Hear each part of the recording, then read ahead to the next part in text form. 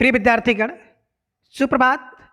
आज हम कक्षा 8 की पूरक पाठ्य पुस्तक पंडित जवाहरलाल नेहरू जी द्वारा लिखित भारत की खोज की इकाई 7 अंतिम दौर 2 में राष्ट्रीयता बनाम साम्राज्यवाद, मध्य वर्ग की बेबसी, गांधी का आगमन, इसके बारे में जानेंगे। इस विषय में पंडित जवाहरलाल नेहरू जी लिखते हैं कि पहला विश्व युद्ध आरंभ हुआ, राजनीति उतार पर थी।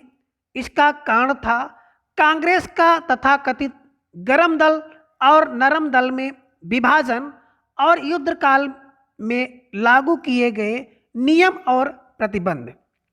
अंततः विश्व युद्ध समाप्त हुआ और शांति के परिणाम स्वरूप देश में राहत और प्रगति की बजाय दमनकारी कानून और पंजाब में मार्शल लॉ लागू हुआ।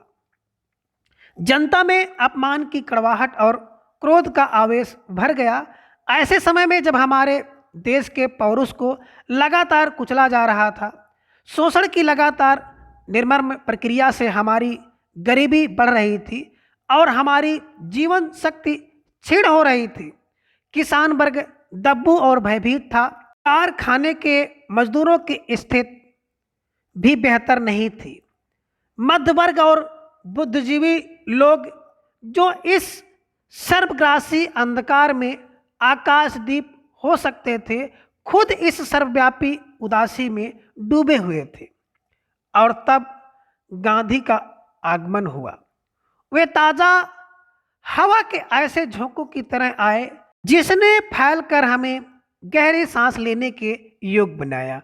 वे ऊपर से अवतरित नहीं हुए थे, वे भारत की करोड़ों की आबादी के बीच से ही निकल कर आए थे।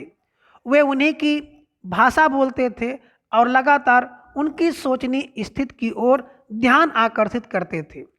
उन्होंने हमसे कहा कि इन मजदूरों और किसानों की पीठ से उतर जाओ। तुम सब जो उनके शोषण के सहारे जिंदा हो, उस व्यवस्था को समाप्त कर दो जो इस गरीबी और दुर्गत की जड़ है।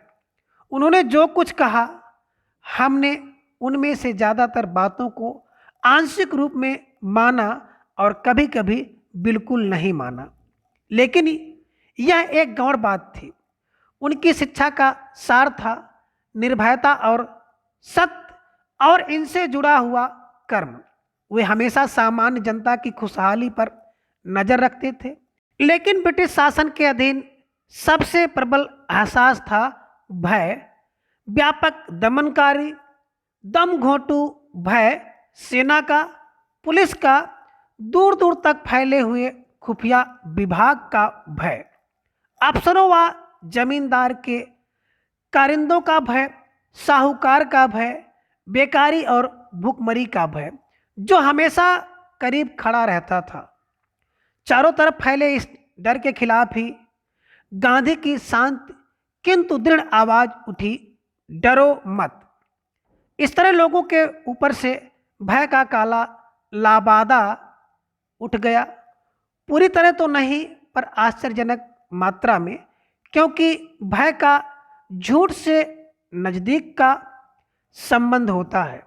जैसे जैसे झूठ और लुक छिप कर काम करने की जरूरत कम होती गई, वैसे वैसे एक व्यापक परिवर्तन दिखाई देने लगा।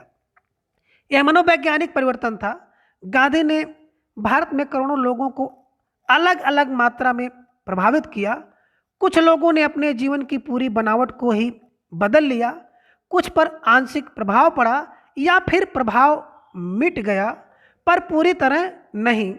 अलग अलग लोगों में प्रतिक्रियाएं भी अलग अलग हुई और हर आदमी के पास इस सवाल का अलग अलग जवाब था।